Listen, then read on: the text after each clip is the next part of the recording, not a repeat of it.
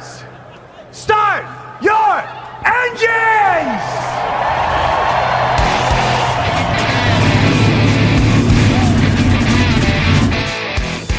Hit the pace car! What for? Because you hit every other damn thing out there, I want you to be perfect! When I'm driving, I got a guy on the radio who talks to me. You see him, but he talks to me. Well, I wanna be a race car driver. Pretty girls eating from my hand, yeah. Wanna live a life of fun and danger. No sweating working for the man, alright. Well, I wanna be a firefighter. Cool-headed when the heat is on, yeah. Save me, baby, from the burning building. Take all the blue sprinklers on, alright. No, he didn't slam you, he didn't bump you, he didn't nudge you, he rubbed you. And rubbing, son, is racing. Hey race fans, welcome to the Hoobazoo Radio Network and welcome to Drafting the Circuits. My name is Frank Santoroski. I'll be your host for the next hour as we go over this past week in racing. And what a week it's been with a lot of stories to talk about. Joining me in the studio are Seth, Eggert, and Richard Youden. Fellas, how you doing? Well, good, thank you. Good. I want to give a shout out to our other panelist, Gray Warren. He's not been with us. He is feeling under the weather. And Gray, if you're listening, I just want to tell you we hope you get better, buddy, and that we hope you can join us maybe in a week's time. So, but we are missing you. We are thinking about you. So, with that being said, a lot of news coming out this weekend. Yes, we did have a NASCAR race out in California, but we'll talk about that a little later. But there's one of the bigger stories is the next test of the Gen 7 car, and that was run out there at Fontana after the race. And one of the features of the car that has NASCAR fans losing their minds was the move to a single lug nut.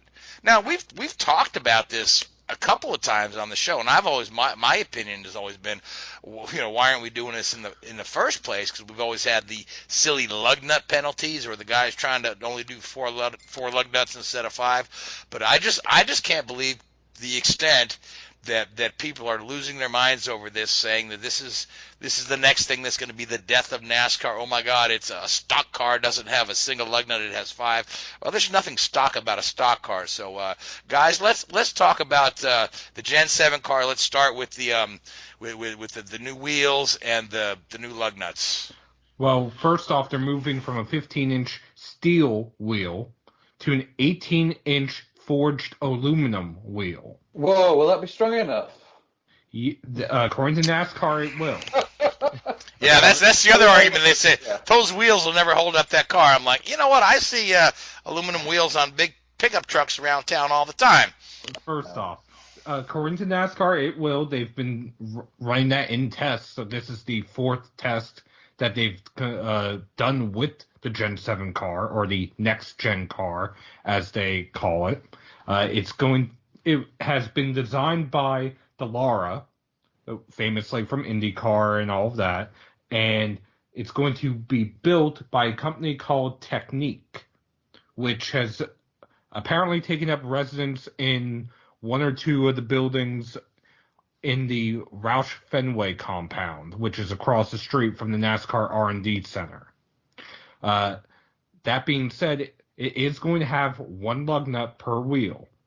The reason why is in these tests with the aluminum wheel, 4 lug nuts, 3 lug nuts, which occasionally teams will do to try to quicken pit stops, lead to a lot of vibration in the wheel, enough that it could damage the wheel. So a single lug nut is essentially a safety improvement. If you look, but it's only been done in other forms of racing since I want to say back in the 50s when they used to have the knockoff wheels there. So it's been around in all forms of racing for a while, and it takes the margin of error out of tightening the lug nuts, because you could get a guy all the way halfway into a lap before you realize he's got a loose lug nut, right? But if that one lug nut is loose, you'll probably know before you're off a pit lane. Exactly. Yeah. On top, I would say maybe even before you get 2 or 3 pit stalls away. That being said, one of the major complaints has been that it doesn't look like a stock car, that stock cars don't have single lug nuts, or at least ones that are under $100,000. Well, here's my thing with this. If you look at a stock car, some have 4 lug nuts, some have 5 lug nuts, some have 6.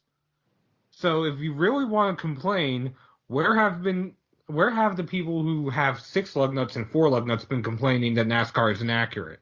The trucks, which have had 5 lug nuts, the truck series since its inception, they have 5 lug nuts while all trucks have 6 lug nuts. Again, this is just NASCAR fans being overtly picky, which maybe it's because they're a little traditionalist. Maybe it's because they're stubborn, or maybe it's a mix of everything. So when do you reckon the last time a true stock car raced? 1960. 1960? Yes, because that's when they came out with the aluminum tube frames, right?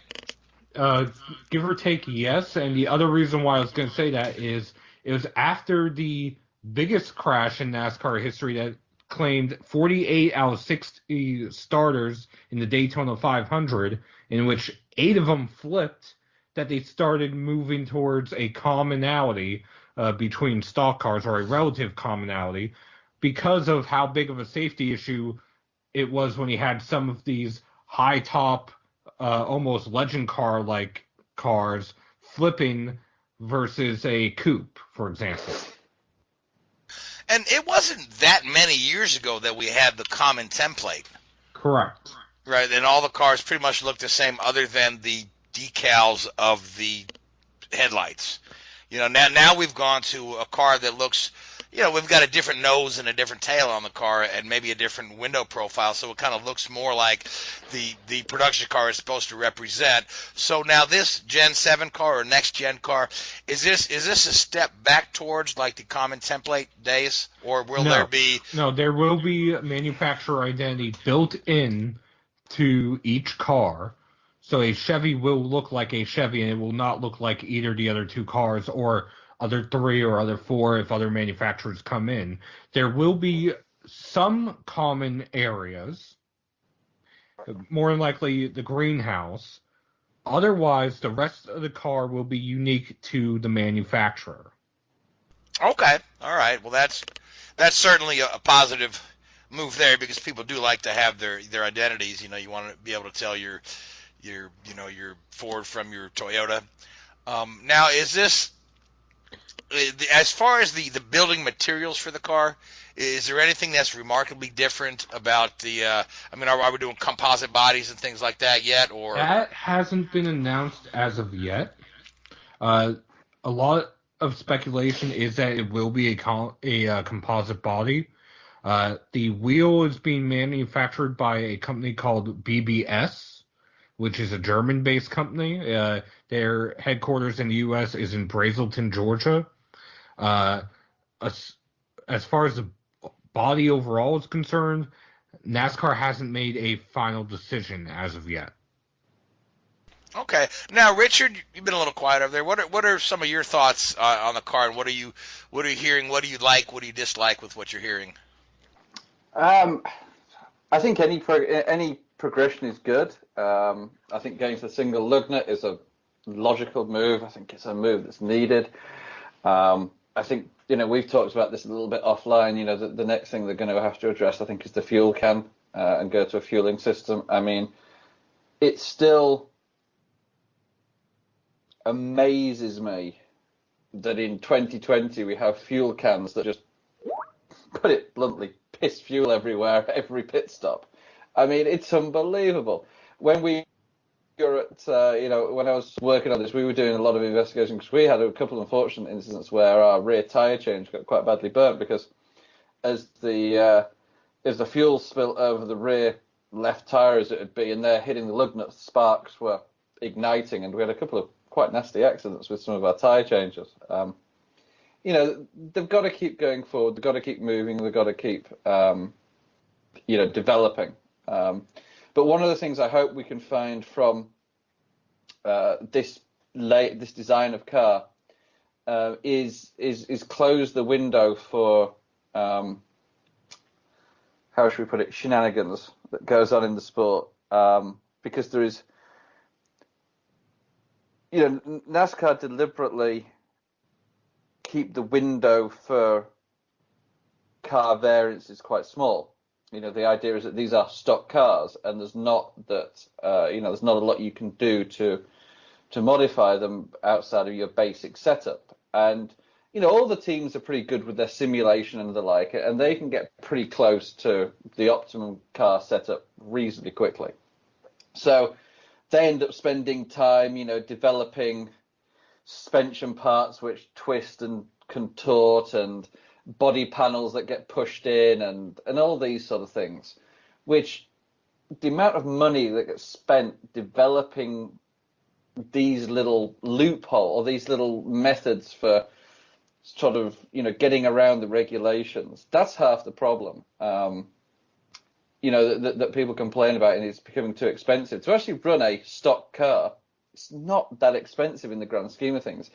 It's where you see the bigger teams manipulate the rules and push the rules and come up with all these little tricks and tweaks and to put it bluntly, cheating, that it inflates the costs massively. So if they can create these cars so you have a slightly wider window of setup and configuration, then I think it'll actually make the sport cheaper in the long run. So I think it's a good move.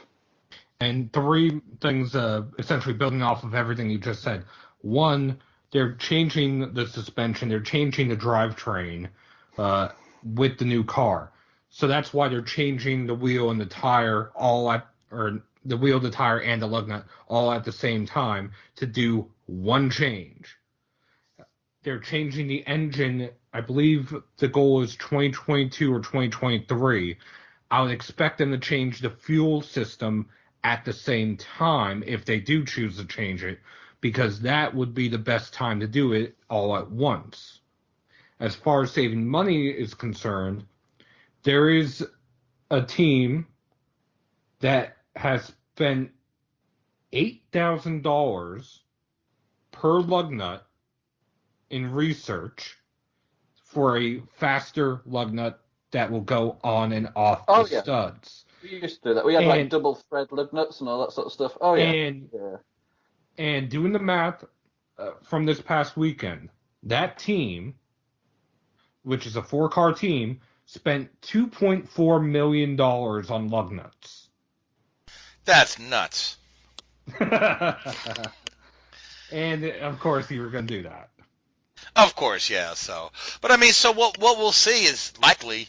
Richard, you and I talked about this the other day. We'll have a pit stop where the fuel will take longer than the tire change, which is has to be. Which is what you see in IndyCar now. They're always done with the tires, and we're waiting for the fuel.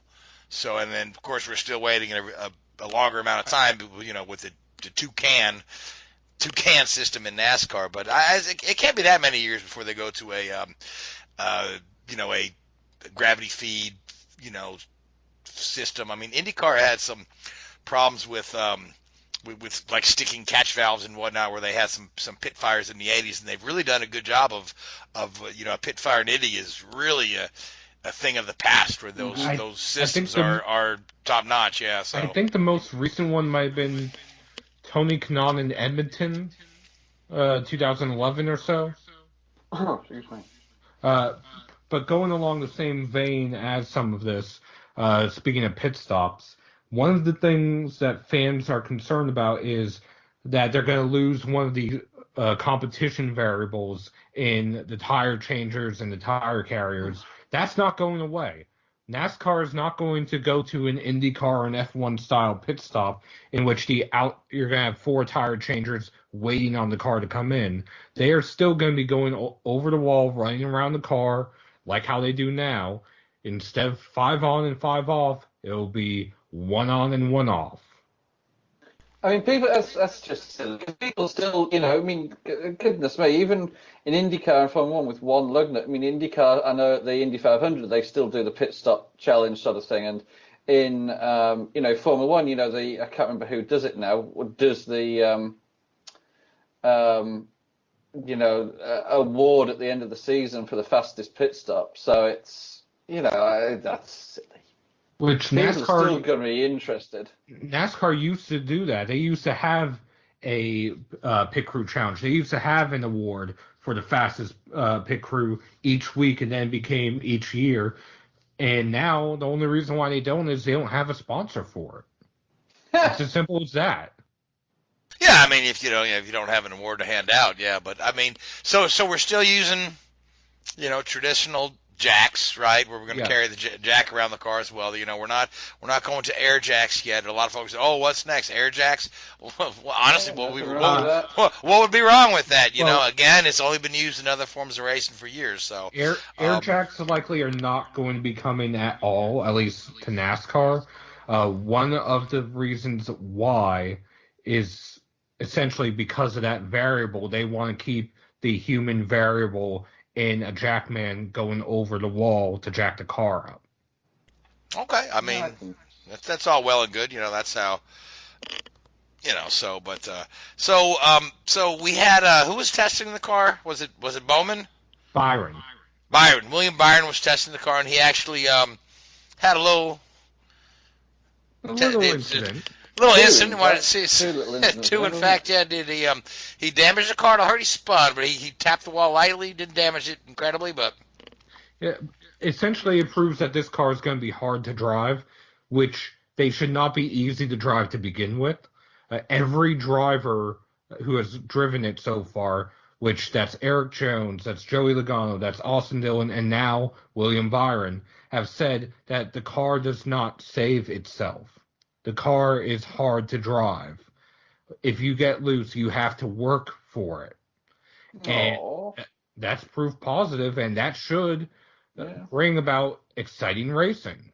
That should appeal to the NASCAR purist who want something that's where a lot of it's in the driver's hands. That's one of the knocks on restrictor plate racing, that all the cars are so evenly matched. You just keep your foot in it.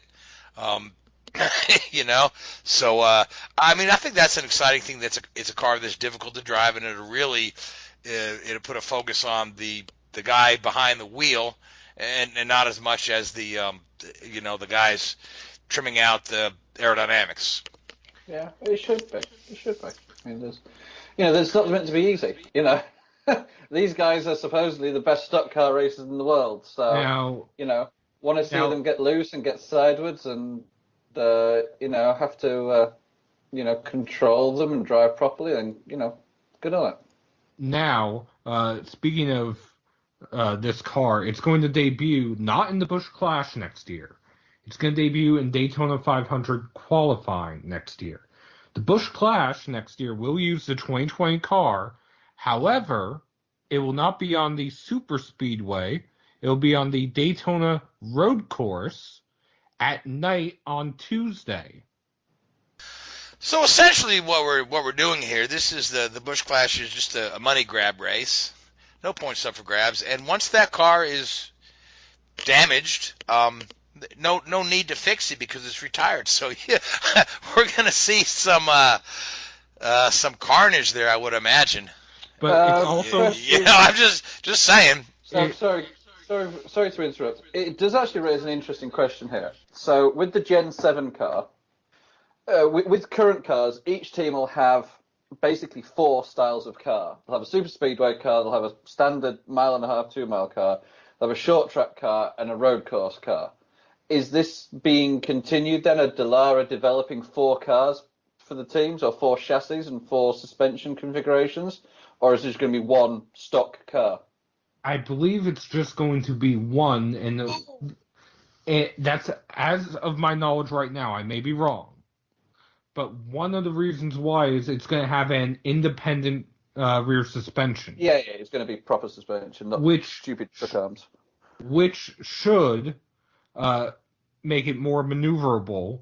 Oh, yeah, massively. Yeah. And one of the reasons why, at least, again, this is my knowledge, it being more maneuverable would make it much more conducive not only to a traditional road course, not just to a Roval like Daytona or Charlotte, but also conducive to a street course. So with all of that in mind, I would expect if they make multiple versions, the road course version would be versatile for all 3 forms of a road course. NASCAR's been floating out the idea of doing a street course somewhere. Now You'd have to have a pretty big street course. I mean, I don't know. We've seen some stock cars like the Canadian version of NASCAR, the Pinty Series. They run at Exhibition place. At Toronto, yeah, which is a rather narrow circuit, but they put on a pretty good show there. One of the places that has been mentioned is possibly a street course outside of Soldier Field, which that would be interesting considering NASCAR back in the day used to actually race at Soldier Field. Back in the old Soldier Field, yeah. Yes. Whether or not that comes to pass, the schedule is going to come out April 1st. So April Fool's Day we're putting on a schedule. So that's when there's something crazy on there. We'll have to wonder, is that legit or is that your April Fool's joke? So that's funny. That's their self-imposed deadline. When you so the latest it'll be on. You're probably going to start questioning that one, aren't you? Oh, well, Gaunt Brothers had a good one last year with their April Fool's joke posting a schedule claiming that NASCAR was going to go across the pond to race at Brands Hatch and people fell for it. That'd be a great place for them to go. Perfect setup. Perfect. The Indy course at Brands Hatch? Yeah, that'd be... Actually, they're joking apart. If they do ever do a European race, you're probably going to... That's probably the perfect place for it. Pit lane probably not big enough, but... Well, the Euro Series runs there, so... Yeah, but there's like 5 cars in that or something, isn't there? 25. Okay, yeah, still not quite 40. Not quite 40, so... All right, so in other news, Tony Stewart has announced that he's going to get back in the cockpit. He's going to run that... we had talked about how they're moving the Indianapolis... Xfinity race to the road course on the Grand Prix circuit. So, and that's drawn interest from a number of people. Another guy that I know is eagerly searching for a ride for that, and I believe he has something lined up he'll be announcing soon, is a certain Mr. James Hinchcliffe, who's looking to do that. But Tony Stewart, fan favorite. People love the guy. I mean, he still actively races on short tracks and sprint cars every now and again, does he not? He does. He still does. Well, what doesn't he do? He owns a race series. He owns a racetrack. He owns a race team, which he drives for that race team in that race series, occasionally at that racetrack. Does he win? Yes. That's a surprise. You're not going to win that. When are you going to win? Yeah, so but NASCAR fans will love seeing Tony Stewart there, and that will certainly. I think that's going to put some that Xfinity race on the road course. There's going to put some butts in some seats there because they've been, the Brickyard has been struggling for a decent attendance number, and I don't know that moving it to July 4th weekend is helpful at all. But to have the gimmick of the road course for the Xfinity race and having Tony Stewart in there, and there's other guys that are, looking at their schedules and seeing if they can get in there. I think it's going to be a pretty neat event. I'm looking forward to seeing it. I always do enjoy the Xfinity cars on the road courses. They put on a great show at Road America. They put on a great show at Mid Ohio. They do. And on top of that, not only do you have that road course, not only do you have Tony Stewart running it, you might have James Hinchcliffe running it. Yeah, there are other drivers who are also expressing interest in running that. Some from the Cup Series, some from IMSA. So it should be an interesting race. Sorry. Finished. I'll jump in after you finish that. Sorry. The talk I'm hearing with the number of people interested in running, if they all got a ride, we would be sending as many people home as we are starting the race. Wow. Now, that probably won't happen. What's the limit on the starting for the 36. Xfinity Series? So 36. So you're thinking there may be as many as 60, 70 people interested in that, huh? Wow. Yeah. That'd be a throwback to the good old days when 50 cars would show up in Indianapolis to make the 33 spots. That's pretty neat. I'm really glad that there's so much interest in that event. So and that's going to be a good one.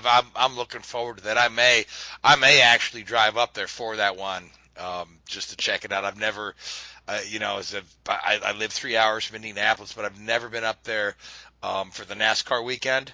So I might go check it out this year just to have a look at that, because I do enjoy the road course in Indianapolis. I remember going to it when they had Formula One there for a while, and I always thought it was pretty neat. I enjoy the Indy Grand Prix, and I think the Xfinity guys will put on a nice show there as well.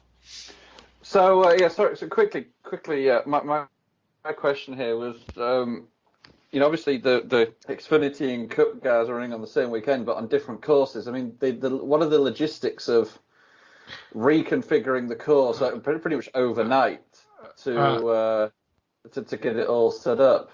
I've been told that it will take about 90 minutes to swap Really? the course. Yes, and the reason why it's that quick, and they know that it's that quick, it wasn't too long ago, I think 3 or 4 years ago, in which you had IMSA running the same weekend. And for IMSA to swap over, or Indy to swap over from IMSA to the oval and back, would only take about 90 minutes. Okay, there you go. It's just a matter of moving those wall structures to close off the road course, and seal that up, and and flipping the switch on timing and scoring, essentially. Yeah, because you're going the opposite direction around the track. So yeah, but I mean, really, it's not a huge deal to switch from the one course to the other. So yeah. So in other news, speaking of guys doing things out of their discipline, so Jimmie Johnson has been in the news again. He showed up at the IndyCar test at COTA. He was there. A lot of fun. He's said that he would like to try driving an IndyCar or entering an IndyCar on a road course. So he's pretty much said he's not really interested in running the Indy 500 or running on an oval, but he would like to drive a IndyCar on a road course. And then he put a video on Twitter with him in his simulator running an IndyCar at Barber. And while he was at COTA, he was seen talking with Zach Brown. Zach Brown of McLaren had made some comments that he thinks Jimmie Johnson would be a good fit in IndyCar. So today it was announced Jimmie Johnson is going to get a test in an IndyCar at Barber Motorsports Park in a McLaren car. So that'll be really interesting to watch. It'll certainly bring some eyes to IndyCar. But Richard, Seth, what are your thoughts on this? Is Jimmie really going to start a second career here, or is he just looking to dabble? So here's a trivia question for you now. This may be more in your realm, Frank. So if Jimmie Johnson does take up a ride next year for Arrow, Schmidt, Peterson, McLaren, Jim Bob, whoever they are called. He'll be 45 making his debut. What's the oldest debutant in IndyCar history? The oldest debut? Yeah. Oh, I mean, gosh. 45 is probably up there. I can't imagine there's many Yeah. more. I'm talking sort of modern era, not like the 1920s or whatever. Yeah, but none of those. I mean, you got guys like Mario who drove till they were 50 and whatnot, but they didn't debut that late in life. But even if you look at the kind of condition he's in, geez, the kind of shape he's in, and if you look, I was reading an interview with Takuma Sato, Takuma is now the oldest driver in the series, the oldest full-time driver in the series now that Tony Kanaan is part-time, and that dude is in great shape. Oh yeah. And Tony Kanaan is 45 and he's in better shape. So I don't know who the oldest guy to debut in the series is. But I do know that these guys are world-class athletes, and age is just a number. Yeah. You know? Oh no, 100%. So yeah. But it's just an interesting, a side plot to it. But I think it's great. I mean, it shows the difference. There's some guys in, NASCAR gets a bit of a rap, I guess, for a bad rap at times. For all they do is turn left, which there is a certain amount of that, but. A lot of these guys out here are actual serious race car drivers. There's plenty of drivers in NASCAR that would never go near an open wheel car. Just because they just couldn't do it. It's not in their DNA, it's not in their makeup, it's not in their mentality. But to see guys like Jimmie say, bring it on, sort of thing. He wants to experience it, he wants to learn it, he wants to be exposed to it. And I firmly believe that, the the top guys, guys like Kyle Busch, Jimmie Johnson, Jeff Gordon, if they'd pursued a single-seater career when they were 15, 16, rather than going down the sort of stock car path, they would have been a top IndyCar driver. Maybe even something like Kyle Busch could have made it to Formula One. Certainly, yeah.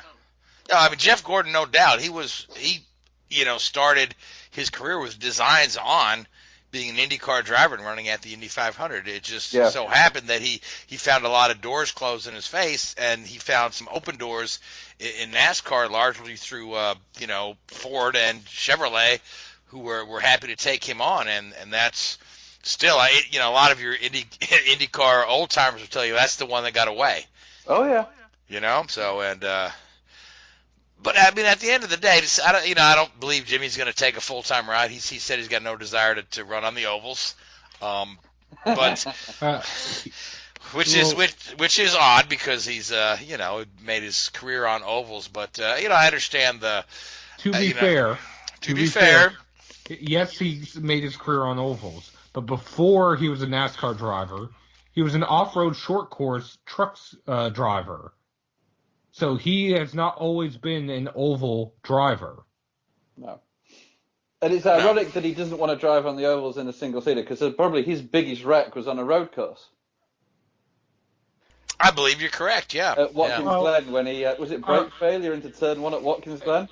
Yes, Xfinity? Yes, but he has openly said that his brake failure at Pocono 2 years ago was bigger than that. Yes, yeah. Yeah.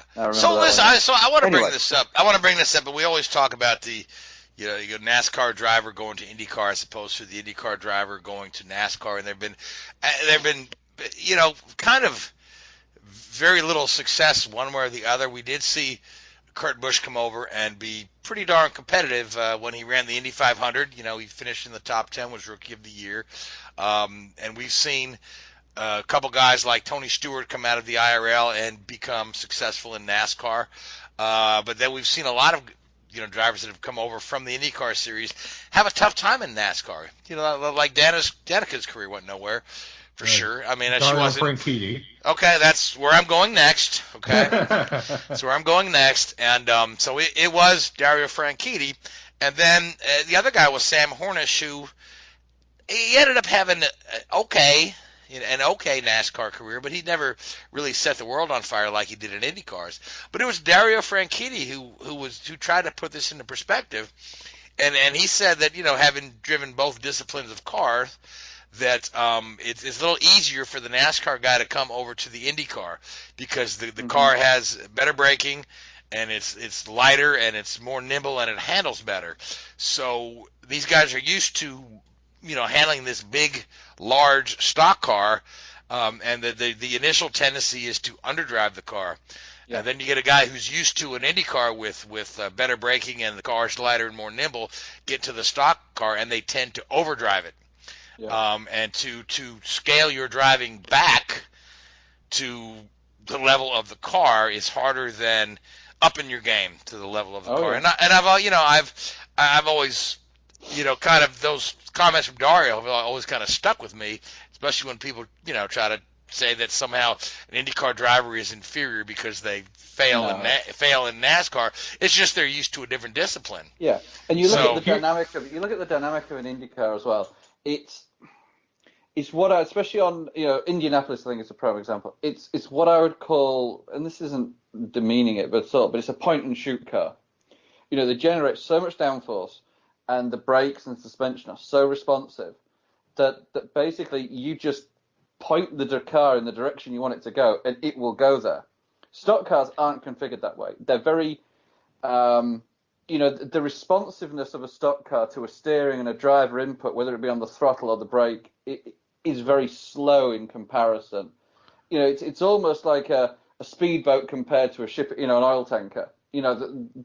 A stock car almost like wallows around a corner, and the ability to drive those, it's just not easy, and it takes a lot of finesse to drive something as big. It sounds silly, I know, but I think that's the case a lot of the time. Here's something I'm going to bring up. With the next-gen car and it being more maneuverable, more nimble, with an independent rear suspension instead of truck arms, do you think that might open up the possibility of more crossover and more successful crossovers? I don't think you're ever going to lose the raw, the fundamentals of how a stock car drives. They're still going to be skewing the car. They're still going to be, you turn in, and a lot of these mile and a half, your driving style is to turn the car in and just let it flow through the corner and then catch it on the exit and put your foot down. Whereas an IndyCar is very, very different. You turn the car in and then you have to keep that input constant throughout the whole corner and really drive the car through the corner. Whereas a stock car, because of its weight, it almost drives you through the corner. So there are fundamental differences between the two, and even with the tweaks that they're making to the Gen 7 car, I can't see it really making a huge difference to the way the dynamics of the car. I think they're going to be pretty similar. Yeah, although I do want to say I think we are kind of approaching an era where we may see more crossover just in general, and I want to say this is kind of a little more sponsor driven, where you had guys that were so loyal to their full season sponsors that they would never manufacturer that they would never step out.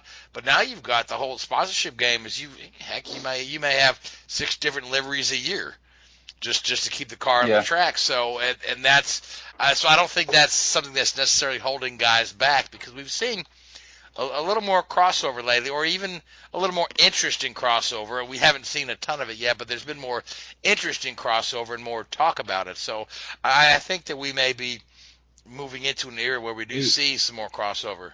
A perfect example would be Toyota and Lexus last year, with Jack Hawksworth coming and hopping into the number 18 Xfinity car at Joe Gibbs Racing, and in return you had Kyle Busch running the Lexus in the 24 Hours of Daytona, and I believe both Kyle Busch and Denny Hamlin have an open invite to run in the Lexus at the 24 Hours of Daytona next year.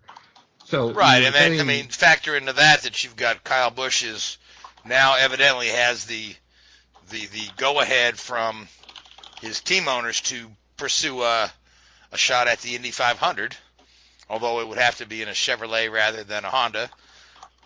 So there's that. So we'll see. Next story I want to tackle here has to do with Ferrari and the FIA and the, I guess, a petition. We, the undersigned, rest of the teams. So, Richard, let you explain that one to us there. So, last year there was a lot of discussion and talk about the Ferrari engine. And, the teams, they're not stupid. They know what's going on in the background. Mercedes engineers will work for Ferrari, and Ferrari engineers, everybody moves around like any industry. And there'll be, talk about, when we were at Ferrari, we did this, or Mercedes do that, and, and what have you. And there was a lot of talk around the middle of the year about the straight line speed performance that Ferrari were able to generate. And a lot of that talk was Ferrari had potentially come up with a method of bypassing the fuel flow sensor. So on all Formula One cars, there is a sensor which monitors the fuel flow, and there's 2 metrics. You cannot consume more than a certain amount of fuel per hour, and you cannot consume a certain amount of fuel instantaneously. So if you were to hit the maximum instantaneous value, you would use more fuel than the prescribed amount in an hour. So you have to manage it. You can go, when you'll hear the driver say, you can use engine mode 8 or whatever it may be. That will give them a higher fuel flow rate, but it'll be for, then eventually they're going to have to back it down. So there was talk that Ferrari had found a way of bypassing that sensor, which of course is very much against the rules and the integrity of the sport. And a couple of teams protested and said that they wanted the FIA to investigate this. Now, I think it was the Austin race last year, Ferrari was suddenly a percentage down in straight line speed compared to where they'd been at previous races. And this was around the time when people were, raising these questions. So a lot of people were saying, oh, there you go. Ferrari have had their knuckles wrapped and they've, backed off. Ferrari, said, oh, no, we haven't done anything wrong. It's just a different car configuration, what have you. But they were noticeably slower from that point of the season onwards. And it all went a little bit quiet. Now it turns out that without anybody knowing, the FIA had been doing, an investigation into this, and they have come up with a settlement with Ferrari on this issue. Now, the wording of it there's nothing in the statement that says the Ferrari engine was legal. And, it doesn't say, oh, Ferrari were totally cleared of any problems and, their engine was legal at all times. It doesn't say that. It just says that after the investigation, the FIA and Ferrari have come to an agreement, a settlement. So the way I'm reading this is that after some investigation, they found that Ferrari were running an illegal engine configuration at points last year. Now, Ferrari may be going, oh, well, we didn't realize it was purely accidental, let's not make a big deal of this, and let's just sweep this under the carpet. I don't know where the sort of state or the duration of liability comes in with Formula One, in that potentially if it had been proven that Ferrari engines were illegal at times last year and deliberately so, they could be stripped of their constructors' points and then stripped from the championship, therefore lose money. And also, the other Ferrari teams were potentially in the same boat, so you'd be looking at Haas and Alfa as well being in that boat. Now, historically, Ferrari have this very cozy relationship with the FIA, and of course, it's all conspiracy theories and the like. Now, certainly, Ferrari haven't helped themselves here, and the FIA haven't helped themselves. But what they've done has been perfectly legal. There is a clause in the technical regulations or the sporting regulations whereby, due to the sensitivity of these designs and componentry within these cars, the FIA can do an investigation behind closed doors without anybody else being involved in the investigation. So, and all the teams signed up to, I think that clause was put in about 2010 from what I was reading earlier. So all the teams signed up for this, and all the teams know that this clause is there in the regulations. So I understand why they're complaining and want the transparency, but they also signed up to the agreement to not have these investigations in the public eye. So it's a little bit of a, I know what they're saying, but then they've also got to be careful because they did vote for this, configuration of rules. So either way, what are the Formula One teams, the undersigned, hoping to gain? Are they hoping to see Ferrari stripped of points from a season gone by? I don't know. Or are they just trying to say, hey, this is some bullshit?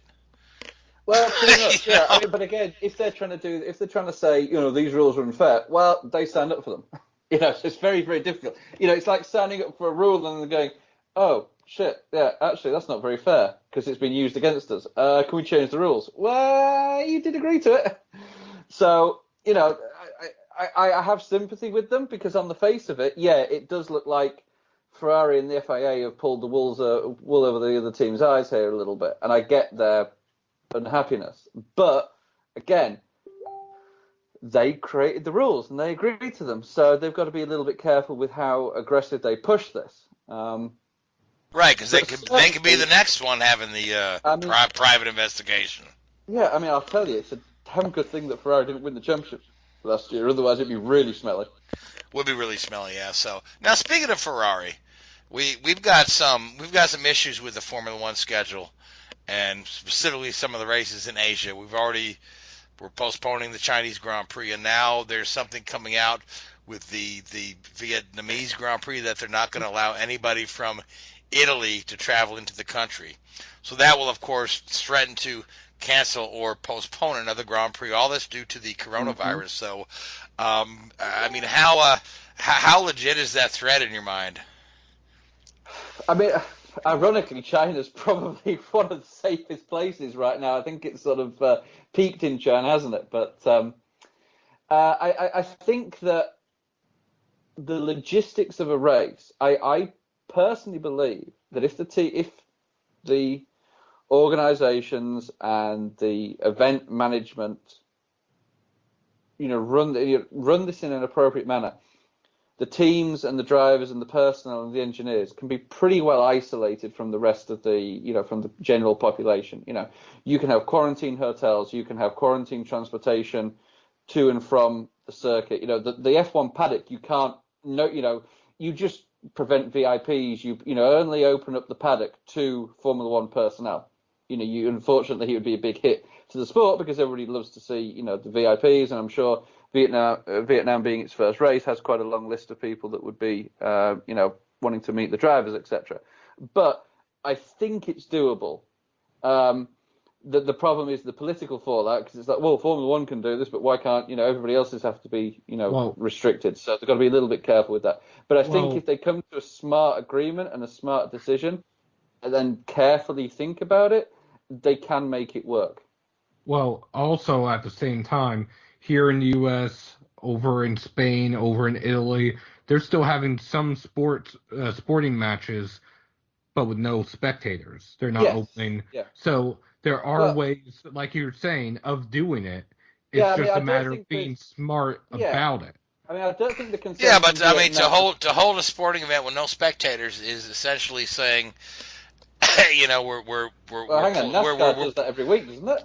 Well, essentially we're playing for free because these sports need their revenue as well. Oh, so and again, I mean, there is equal parts overreaction to equal parts media sensationalism over what's really going on. So and the story lies somewhere in between. I mean, certainly there is a legitimate health concern. At the same time, it's I don't know that we need to ban all this foreign travel, but then again, I'm no CDC guy, so. No, I think that I think they've just got to be smart about it. I don't think the issue is, especially in some of the countries where the outbreak isn't as prevalent as maybe Italy, isn't having a large number of people congregating in a small space. It's Vietnam is obviously concerned about coming in coming into the country with the disease. Right, yeah. So I mean, at the end of the day, we'll just have to see how all this plays out. Again, this is not our area of expertise to talk about. So let's move on and talk about something else. So everything is still on for Australia, though. As far as I know. Yep. And IndyCar is supposed to start in St. Pete in a couple of weeks on the weekend of the 15th, and there's been a few little news stories there. There have been a couple of cases of this coronavirus in the Tampa-St. Pete area, which has caused a little bit of concern. There was a sensationalist article published in the Tampa Bay Times, but IndyCar has said that they really don't feel that the coronavirus will disrupt their schedule at all. So it looks like everything is going as planned for both the IndyCar and Formula One seasons to debut. IndyCar had a test last week, their last test before the season gets underway at Sebring. We saw the Rahal team was down there, the Andretti team was down there, Penske cars were down there, McLaren was down there, so they had another good positive test there. Guys getting some more seat time with the new aero screen. Guys are getting more used to that, and that'll be something to watch as we kind of go through the season. But I'm really excited for NASCAR's been going a couple weeks. I'm really excited for the rest of the series to get underway. But that being said, we're approaching the end of our show. We didn't even mention the NASCAR race that was out there at Fontana. So, Seth, we had a NASCAR race out there in Fontana. We saw Yes, we did. young Alex Bowman win the race. He not only won the race, he dominated the race. Yeah, good for him. He led 110 laps and went on to a 9-second victory over Kyle Busch. It was just one of those races where it went virtually caution-free aside from two stage finishes. There's one caution for when Clint Bowyer had a flat tire. Otherwise, it was a natural race. And Alex Bowman just put a whooping on the field. Ryan Blaney was maybe the closest to him, cut a tire with 3 laps to go, and ended up, I think, 2 laps down at the end, or 1 lap down at the end. So it was just Alex Bowman's day, as simple as that. Was that his first series win or his second? Second. That was his second? Okay. Well, where did he win last year? Was it Chicagoland. Oh, okay. All right. Yeah, now I remember. Yeah, Now, so there was a first-time winner in the Xfinity Series. Young Harrison Burton won. Yeah. That is the son of former driver and current NASCAR on NBC commentator Jeff Burton. well, good for him. Yeah, we've talked about Harrison a little bit in the past. There, he was he's doing really well in the Truck Series, and so he's moved up to Xfinity for this season. Yes, for Joe Gibbs Racing, he's running for Rookie of the Year. He held off his other rookie teammate Riley Herbst for the win. Also in the Xfinity Series, we had Anthony Alfredo in his debut finished 6th. He had Josh Williams in a Mario Goslin car finished 10th. Jeremy Clements in his family car finished 9th. And Mike Snyder in the Ryan Sieg Racing, or RSS Racing, the car that normally starts in parks, finished 11th. Well, good for him. Good for him to not start in parks, though. So let's talk about the bounty on Kyle Busch. Yes, This is really gained some momentum. So just let's why don't you back up, fill us in on the start of the story. It was Kevin Harvick that started this, correct? Well, honestly, it actually goes back not to Kevin Harvick, but to Kyle Larson. Kyle Larson tweeted out some cherries to Kyle Busch, referencing how Kyle basically puts a whooping on the field and gets virtually no credit. And long story short, Kevin Harvick misunderstood that, went and challenged on Twitter. Marcus Lemonis matched the challenge, so it went from 50,000 to 100,000. It's for any full-time Cup Series driver earning Cup points. So that eliminates Timmy Hill, even though he's running full-time Cup, because he's earning Truck Series points. But Chase Elliott's taken up the offer. Kyle Larson's taken up the offer. Eric Jones has taken up the offer. John Hunter Nemechek. So it will be interesting. And then when it came out that Truck Series regulars were not going to be eligible for that bounty, Chris Larson, who co-owns Hallmark Friesen Racing, put up his own $50,000 bounty for any Truck Series regular who can beat Kyle Busch. All they have to do is beat him. They don't have to win. Okay, well, the trick is to keep Kyle from winning, which he does often enough in the Truck Series. So, yeah, that'll be interesting to see if anybody collects that. But, I mean, that can only kind of be good for the Truck Series in the long run when they have some full-time Cup guys running these truck races, because it's fewer and far between that we see that anymore. We see these guys, they've limited the amount of, moonlighting they can do. So it'll be pretty neat to see for the Truck Series if this can put some extra butts in seats on, Friday night for the truck race or whatever. It will be interesting, and Marcus Lemonis has also said, he is the CEO of Gander RV and Outdoors. If NASCAR and if Fox are willing to put the Truck Series onto the major network, Fox, that he will increase the purse to $250,000. Mind you, the average purse or the average truck team is only making somewhere around $10,000 to $20,000 per race.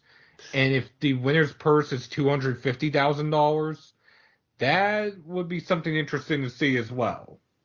Yeah, well, I mean, that's a tall order because most of these television schedules are set up well in advance, and the Truck Series are generally slated for, Fox Sports 1 or in some cases Fox Sports 2, the first half of the season. And mind you, you've got a lot of college basketball coming up and other sports that you'll see on Fox, as well as their regular programming. So I don't know if that's going to happen unless we get enough interest in there and they want to bump something else over to Fox Sports 1. But I mean, if that comes to fruition, I'd be very surprised. Whether or not it comes to fruition, I think they have at least a chance, because Atlanta is next week. To my knowledge, it's a Saturday night because it's a doubleheader. There's not many other sports, at least at this time of year, that would be on the major Fox network. Except every single NCAA basketball championship. All the conference championships for the next 2 weeks. Yeah, I mean you got the conference championships precede March Madness. I mean, once we get to the actual March Madness, those will all be on the TBS networks, or TBS and CBS. But as far as all of the different conference championships, are all going to be on the networks, split around. So yes, I don't see it happening, but hey, you know what I mean? It's a neat offer to put up there for the guy. Well, here's the thing. One of Kyle's races is after the Triple Truck Challenge, which that is in April. So I want to say his last race is at Kansas in May. That might be a better option then for that one race. Whether or not that happens and whether or not the bounty is still up there at that time remains to be seen. Yeah, unless somebody has collected it by then. So, all right, guys, we've just got a few more moments in the show. We got about 4 minutes left. Are there any news stories we didn't touch on? Because I'm sure as soon as we get off the air, I'll remember something. So, none that I can think of. Well, JTG Doherty did get an L1 penalty before the race on Sunday, and that was for essentially messing with the aerodynamics on their cars, harkening back to what Richard was talking about earlier. They had to forfeit their qualifying positions. Both crew chiefs were ejected, and both teams lost 10 driver and owner points. That is Ryan Preece and Ricky Stenhouse Jr. My understanding is they designed something to fail on purpose, which was the latch that holds the roof flaps down when the car is going straight, which essentially forced the roof flap up, redirecting the air away from the spoilers. Oh, surely not. I've never surely heard of that not, yeah. Yeah, that old chestnut. All right, then the last thing I want to mention is the first day of the IndyCar testing in Sebring, who was at the top of the time charts? Felipe Nasser in the Carlin car. So, it wasn't a Penske, wasn't Andretti, it was Felipe Nasser, who's likely to have some starts with Carlin in that second car. It's going to be him and I can't remember who the other guy that is probably splitting the seat time with him. But very, very nice, impressive test for Felipe Nasser. Got some trivia on Felipe Nasser? Yes. He once used my office as a changing room when he was having a seat fit at Williams. Nice. Yeah. I had to leave my office so he could get changed into his fire suit. Rock and roll. Rock and roll, yep. There you go. Yeah, so, again, a talented driver there. He'd probably make a great addition to the IndyCar team, the Carlin team, after their kind of up and down, pretty disappointing season last year. Looking for some good results, and coming out of a test with one day at the top of the time charts is really a good boost for morale for that team as they get ready to get the season underway. Third season, wasn't it? Yes. Third full season? Yeah. Third full season, indeed. About time they start to, if they're going to take it seriously, third season is when you start to need to, put the kettle on the pigeons, isn't it, a little bit? Certainly. Well, that being said, we are out of time, so I want to thank you, Richard. I want to thank you, Seth. I want to thank the Hoobazoo Radio Network, and I want to thank iHeartRadio and Spreaker and all you folks that tune in to listen.